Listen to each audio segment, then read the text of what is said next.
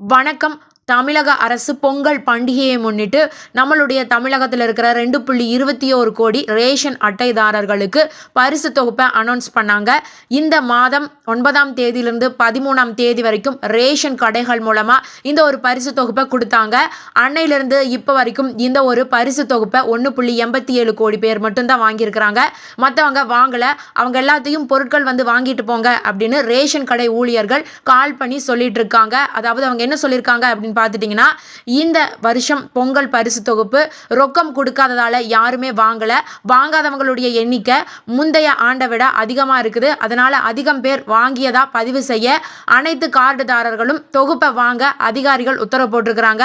அவங்களுடைய அறிவுறுத்தலின்படி வாங்காத கார்டுதாரர்களை தொகுப்பு பெற்றுக்கொள்ளும்படி கால் பண்ணி சொல்லிட்டு இருக்கிறாங்க. அவங்களுடைய பேச்சை மதித்து ஒரு சிலர் பொருட்களை வாங்கி சென்றிருக்காங்க அப்படிங்கிற தகவல் வெளியாகி இருக்கிறது. நன்றி.